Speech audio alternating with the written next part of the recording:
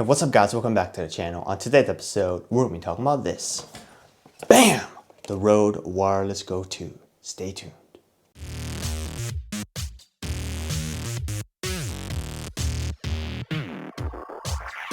Alright you guys, so this is Rode's second generation of the Wireless Go system. We've had the first generation system since it first came out. We ordered it, we reviewed it, we used it to make pretty much every video on this channel and then some other stuff like meetings and weddings and a bunch of stuff. But it's a great system. I can definitely recommend it. If you're going to go buy it now, I'm going to say don't buy that and buy this one instead. Both of them we bought with our own money. It's not sponsored, any of that stuff. We bought it and we used this for a couple days for several things, including Zoom meetings and things. And so we've used it pretty well for the last couple days, and it's worked out very well. So I will tell you, if you're gonna buy, if you're trying to decide between Rode Go Wireless 1 or Wireless 2, I'll definitely recommend this one instead. It's made a lot of major improvements. There's a lot of additional features that's well worth it. So without further ado, let's get into it. So this is what you get in the system, okay? Minus all the packing material, instruction manual, and all that fun stuff. When you buy it, you get this. I believe the first generation one was priced around $199. This one is priced at $299. So it is $100 more expensive. But with the second generation system, you get a dual channel system, okay? We're gonna talk about that into it, but this is what you get, all right? You get the neoprene case, same thing as the first generation system, except it is just a little bit bigger. You get 3 USB-C to USB-A cables, or USB-A to USB-C cables, 3 of them, Rode branded. The standard Rode TRS cable. You get 3 air baffles or windscreens. You get 2 Wireless Go 2 system transmitters and 1 Wireless Go 2 system receiver, okay? So like I said earlier, like the first generation, it's pretty much the exact same build quality, the same stuff, same form factor, and like I said, it's got all the same features, but now it's got additional stuff. So in case you don't know about the first generation one, let's go over it pretty quick. So it's got the same build quality, like I said, same form factor, all the same features. All 3 of the units have a USB-C port. They all charge over USB-C. The 2 transmitters have a TRS 3.5 millimeter jack for an external microphone. The first generation and the second generation have the same microphone, I believe, or at least I could not tell the difference between them. But there's nothing wrong with the mic. The built-in mic is more than plenty enough for almost every scenario, but you can use an external mic if you did want to. And on the transmitters, it has 2 lights. It's got this cold shoe type clip so that you could put it into like a hot shoe or a cold shoe if it's like pretty much on your cameras and all that fun stuff. So that's what happens in the transmitters. The Rode Wireless Go 2 system receiver is pretty much exactly the same as the first one. It's got the same design, same build, same buttons, same USB-C port, same audio, 3.5 millimeter analog audio out port. It's got a button, 3 buttons actually, 1 power button and 2 multi-function buttons. One's a gain button, one's like a mute button. You can cycle through it, we can get into that later. It's got the same screen. Okay, so that's what you get with this system. Now to talk about the biggest differences or some of the major improvements is, like I said, it is now a dual channel system. What does that mean? It means that's 2 receivers and they both link to 1, or 2 transmitters and that both links to 1 receiver. So now if you're at a wedding or video for some kind of wedding or video for some kind of event or wedding or something like that, you don't have to use 2 independent Gen 1 systems. You can just use 1 second generation system. For instance, if you wanted to mic the officiant and the groom, or the groom and the bride, or some combination of whatever you need to do, instead of using 2 independent systems, going them into some audio mixer and mixing the 2 in the stereo and then recording it, you don't have to do any of that. You can go just directly here. Okay, so that is actually a major improvement. And on this receiver, you can easily switch between stereo mode, a 1-track stereo mode, or 2 dual track mono modes by holding the 2 buttons back here for about 3 seconds, and it will switch between the 2 modes, okay? So that's what you really get. So now, just in case you didn't know, this is a digital system. It operates in the 2.4 gigahertz frequency band of the radio spectrum. What does that mean? It means it's a very crowded space, but it works generally pretty well. Old Wi-Fi, Bluetooth, all that kind of stuff kind of runs in that band of the spectrum. But because the receiver and the transmitter can talk to each other. If it sees interference or something, they can hop to clear channels or clear bands within that frequency, and it works out generally pretty well. But it does have its limits. The range on it is really great, but it does have its limits, like I said, and they've made some significant improvements to that. So let's talk about the Rode Wireless Go transmitter, okay? The improvements they made here. The biggest improvements that they made here is they now have the wind baffle, or the windscreen is now you connect, you line it up, you connect, and you do a twist. So now no matter what you do, it doesn't really come off, all right? It's pretty much impossible to get off unless you like rip it off like forcibly, okay? The first generation one had major problems because it was just a click in type system, and click it in, you put it on, a second, 2 seconds later, they would fall off. The wind baffles were pretty much useless. Nobody used them unless you super glued them or rubber banded them in, and that was not a very good design. So second generation design, huge improvement, okay? The other biggest update they have on here is now you can record directly on the transmitter itself, okay? Why is that important? Let's say, for instance, you're at a huge conference where everybody there is using the second generation Rode Wireless Go system, okay? You're gonna have major problems because sure, it can frequency hop and find clean channels, but there's only a limited number of bands and frequencies in that spectrum that you can really use. So no matter what, you're probably going to end up getting dropouts, or maybe somebody walks off really far, or whatever it may be. So now you can record in real time on the transmitter itself, and simultaneously at the same time send the audio to the receiver. So there is memory built in and a recording function built into transmitter. You have to enable it using the application, and you have two modes. You can record in uncompressed format, which I think gives you roughly around 7 hours, or you can record in compressed format, which gives you somewhere around 43 hours. We're going to get into that a little bit later when we open up the application. But now, if you do enable it, you can sit here and record directly on here, and you can send the audio same time to here, so you can kind of monitor it or whatnot if you can. There's also a function you can enable. You can put markers, so if you feel like if you're monitoring and you're getting interference or something, you can hit the button a couple times, so add markers, and then you can either go back to those markers or zoom forward or backwards in those markers on the software. We'll show you that a little bit. So that actually is a game changer, okay? The important thing to note here is the recording function works as in, if you run out of memory, it just automatically overwrites the oldest file that you have, okay? So make sure you keep that in mind. We did find out the hard way. I thought maybe it would stop and say 4 or something like that, but it doesn't. It just overwrites it. And I was like, huh, one's missing, and I figured out that's what really happened. So that's what you get, okay? So the audio you're hearing right now is from the Rode Gen 1 system. Like I said, everything we've recorded here is on the Gen 1. On this channel, recording right now is on Gen 1, so make sure you keep that in mind when we get into the samples, okay? So let's talk about the receiver. Like I said, same stuff, 2 buttons here can alternate between the modes. We can get into that, but the biggest improvement they've done here, besides the dual channel, is now you can take a USB-C cable and connect it to the receiver, and either connect it to a computer or an iOS device like an iPad, iPhone, or something like that, and you can send digital signal out from here to the device. So if I plug this in on a MacBook, I'll show you later, it'll come up as an input, like a microphone input on your computer, and if I plug this in on a phone, it'll just see it as an input. So now you can actually send 2 channels. It's the same thing, but you can send it simultaneously, a digital and analog here, using headphones or whatever you need to send it to. So for instance, if you are recording on your camera or phone or whatever, you can actually plug in headphones and monitor it here.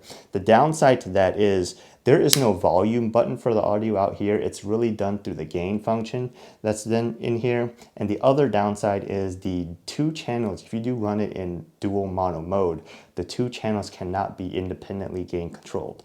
The gain control is one setting for both, okay?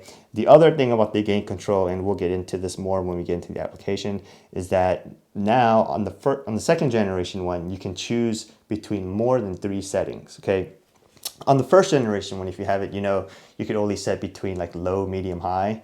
On the second generation one, if you enable it inside the application that you have to download and use on the web, you can switch between coarse, which is low, medium, high, or fine, which you can adjust, and I think it's like 3 dB increments. But like I said, we'll get into that. So in order to use this on your computer, it's fine, you can just use this cable that you get, okay? That Rode gives you that cable. But if you wanted to use it on your phone or iOS device, you need to pick up this cable. It's SC15. I believe this cable was about $25 from B&H, and we did end up buying that too. So make sure you keep that in mind. SC15, what it does is it takes the USB-C and it connects it to the lightning adapter or lightning port that you can use on your iPad or iPhone or iPod or whatever it is. And it says right here, okay? And that's what we've been doing for last few days, and it's worked out pretty well.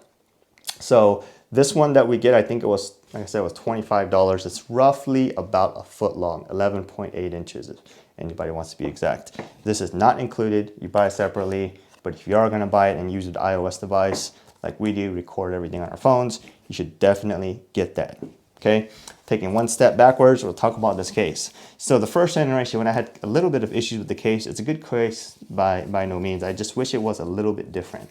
So for instance, if you put all this stuff in here, as you can see, it lines up. You kind of have to cram some of this stuff in here. And if you did want to carry the cables with you, you kind of cram it in there. So I don't really like that because generally people, one of those people that like to fold your cables or wrap your cables pretty nicely. If you don't know what I mean, you take like XLR cables or whatnot, you kind of wrap them the way that the cable wraps, not like just tie it up and whatever and it just gets all jimmy jangled. Okay, so with this, it's one big pouch. It is not it's not sectioned off in any means, so you can't just like slide it in or anything like that. You just cram everything in there and you close it. So the case quality is pretty nice. I just wish the design of it was a little bit different. Maybe if it was a little bigger and had a secondary pouch for cables or something, and maybe better. But those are the major things I really wanted to cover in this. Okay, I'm going to get the computer. We're going to open up the app.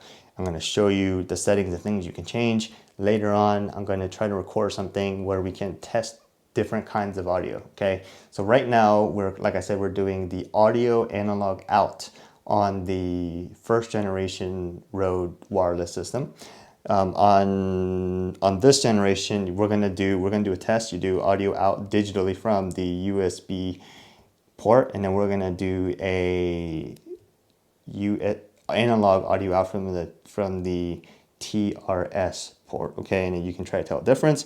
And then we're gonna add another one here we're gonna record directly on here to the receiver and also show that to you, so that way you can compare to. Technically speaking, there shouldn't be much difference between the USB-C out and the recording on here because it's all digital. There may be a little bit of difference between the analog, but that really depends on all the things that they got going on here. It should obviously be different, but shouldn't be that drastic, okay?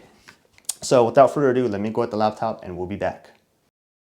All right, you guys, and now we're back. Got a computer here, got the receiver here, and the transmitter, okay?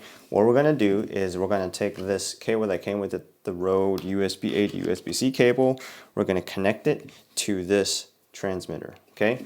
Let me open up the app here. I already downloaded and installed the app. If you haven't done that, definitely go ahead and do that. So right now nothing is connected. Took this cable, we're going to connect that to this transmitter first, okay? So one thing I will note in here is when you first load it up, it's probably going to ask you for a bunch of permissions to do stuff on a Mac. And the other thing is I already went through and did the firmware updates. So with the Wireless Go 2 system, you can actually update the firmware on each of the devices through this application. So I already did that. So right now the latest version of the firmware is 1.2.3. If you haven't done firmware updates, it's fairly simple. It asks you to just do an update and just click yes, and you just wait for it to go. It's not too bad. So this is what the app looks like. This is the Wireless Go transmitter, it says right here TX, firmware 1.2.3. Here are some of the recordings. We're gonna look into that in a second.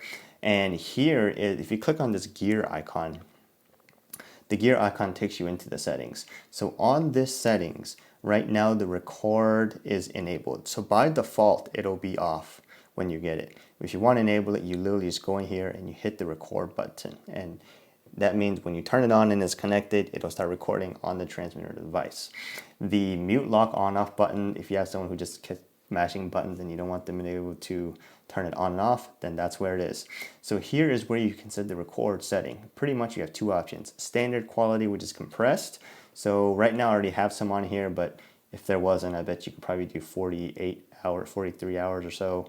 And you could do broadcast quality, which is uncompressed, which is about 7 hours. For me, since all of this stuff is going to be going over YouTube and pretty much online, it's going to be compressed anyways. I'm just going with this. There are some people who may want to do uncompressed for if you want that full dynamic range and all that fun stuff. But this, I'm not one of those people for this purpose, so we're going to go with that. You have an option to erase all of them. It will ask you to delete or confirm. I'm not going to go ahead and do that, so we can look into some of the stuff here. Clock, firmware, hardware, all this stuff, info is here. Okay, so that's what you get on the Wireless Go transmitter. So let's, like I said, here's some of the stuff we looked at here. Let's go and look at some of the things that are in here. Is there a flag here? So I think I mentioned earlier, you can skip ahead the markers and things like that. So when you record and you feel like you want to either mark it for marking purposes, or you think there's a what do you call it, like a dropout or anything or something, you just hit the button and then it'll actually put a marker on there for you. So now here is the marker, and you can take a listen to it. You probably can't hear it because it's going to be coming out through here, but here is the audio file. Okay, you can look through it, you can do all sorts of interesting stuff if you want. Here is the way to export it. You can export this into two types of formats, a WAV or an MP3. Either one, no matter which one you select, the maximum is going to be 48 kilohertz and 250. No, you can do 320 on MP3 here. If you do WAV here, you can do 32-bit float. So the thing I figured out is it doesn't actually record in 32-bit float, but you can export in 32-bit float. But not sure how much that's going to matter to some of the people who are really into the audio editing and that kind of stuff, because it doesn't actually record in 32-bit float. So make sure you keep that in mind. Okay. The thing I found out on here is there's no way to like safely exit this or quit this or save settings or whatever. If you're in here and you just click or whatever you click on and leave it there, that's the setting that's going to go with. Okay. So what we're going to do is we're just going to unplug it, because there's no easy way to do that. So remember, I plugged it in off state, and now it is still in an off state. We're going to take this receiver and then plug it in, and I'll show you the options that you get on the receiver. So when you plug in the receiver, it's going to do the same thing as a transmitter. If you have firmware updates available, it's going to ask you to update firmware settings and all that kind of fun stuff.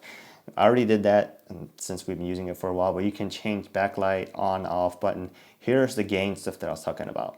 So on the first generation one, like I said, you got mid, low, or low, mid, high, which is what core setting is. Now you can change it to fine setting, and you can go in 3 dB increments. So here's minus 15 dB, minus 18, minus 21, 24, etc.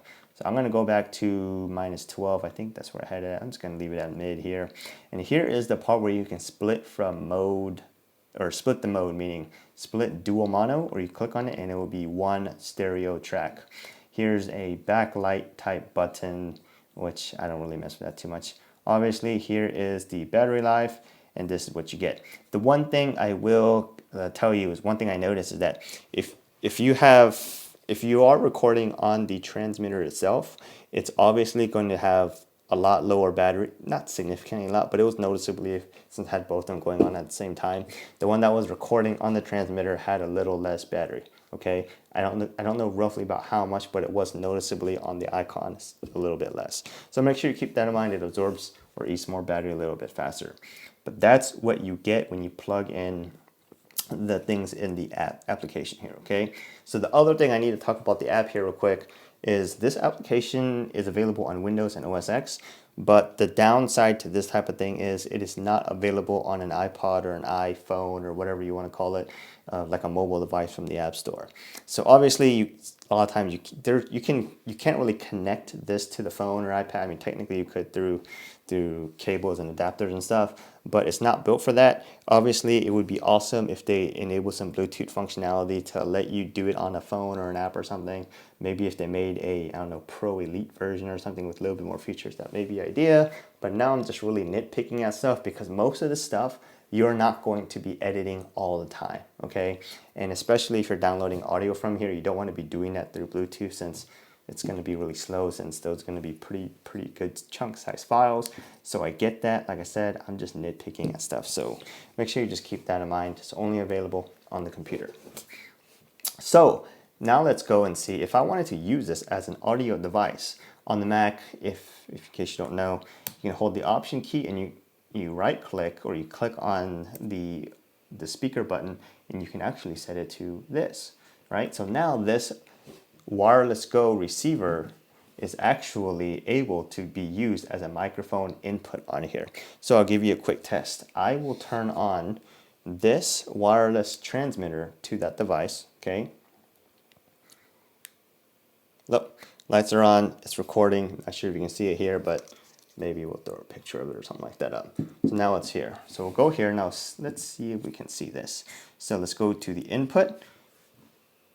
Check, check, check, check. See? Just like that, you can get the Wireless Go 2 system connected to the computer. And this is actually very useful because one, I did not have to install any drivers or any of that fun stuff. It just works out of the box on the Mac, okay? And now you have two, you can actually use it for like a Zoom meeting. It actually works really well. You don't have to get like this messy thing of interfaces and USB cables and XLRs or multiple headsets or that kind of fun stuff. If you have this, Zoom meetings, it just comes as a device. You can just mic both people. It works out fine. Okay, the thing I did notice on here is that right now it's in stereo mode. I'm not sure how much of most of you guys are going to care about stereo microphone, that kind of stuff. So that stuff is not really editable yet. I don't know if that can be done with the firmware update or whatnot, but it just really comes out like that. So make sure you keep that in mind, okay? So with that being said, it actually is a very nice feature that you can connect it. So what we're going to do next is I'm going to connect this up to the phone and we're going to record some audio samples there. All right, so stay tuned. All right, you guys, and we're back. So right now you're listening to audio from the Rode Wireless Go 2 system using the analog output, which means 3.5mm TRS to 3.5mm TRRS hit into a lightning adapter going into the iOS device. So that's how the audio is coming out. Let's go and read off some marketing material, and then I'll try to alternate between the recording that is going on this transmitter right now and the recording on there, and you can try to see if you can really tell a difference or whatnot. So here we go. The Wireless Go 2 is a versatile and ultra-compact dual-channel wireless microphone system. It consists of a dual-channel receiver and two transmitters with the option to keep the signals as two separate outputs or mix the two together. Both transmitters feature a high-quality built-in microphone for completely wireless operation, or the option to use an external lavalier delivering crystal-clear audio for the wide range of content creation applications. Bam! Wow, that's interesting. Up to 7 hours of battery life. So it's got all that fun stuff. But like I said, I'm going to try to mix the two. I'm going to throw it up in a title to see which one you're listening to, but that's what you're listening to right now. Next, I'm going to hook up this SC15 cable. I have to unplug it to do that, but audio is going to be coming out of the port and then going in there directly through. All right, and we're back. So previously, the last one you were listening to this, as I mentioned. Now you're listening to the USB-C to Lightning port adapter, okay? So that's what you're listening to. I'm gonna try to, like I said, mix between the two and you try to figure out to see which one you think actually sounds good or better or whatnot, if there's even really that much of a difference. But here we go, we'll read the same stuff again. The Wireless Go 2 is a versatile and ultra-compact dual-channel wireless microphone system. It consists of a dual-channel receiver and two transmitters, the option to keep the signals as two separate outputs or mix the two together. Both transmitters feature a high-quality built-in microphone for completely wireless operation or the option to use an external lavalier, delivering crystal-clear audio for a wide range of content creation applications, up to 7 hours of battery life. Bam.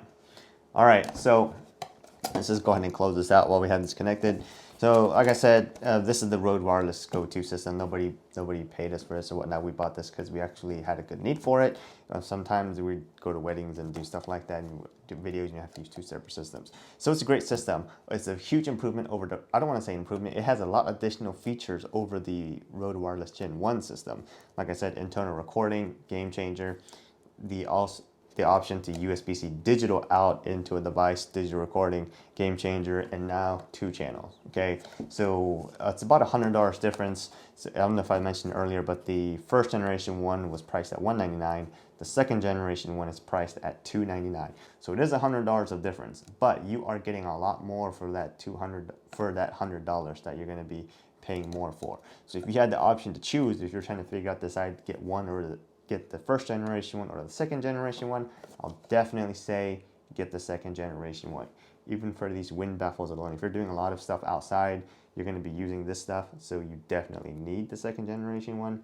But other than that, I mean, it's pretty good. Like I said, the first generation one we've had for 2 years, and we've used it on so many things. We've dropped it a couple times. We thought it was, we actually dropped it a couple times. We thought it was going to be damaged or something. It actually works fine. We recorded like every video, like I mentioned. So second generation one, I don't think it's going to have any worse build quality or whatnot. I'm sure it'll probably last for years to come. We're probably going to keep using both in all the things that we do. So like I said, hope this video's helped you guys out, and I will see you guys next time.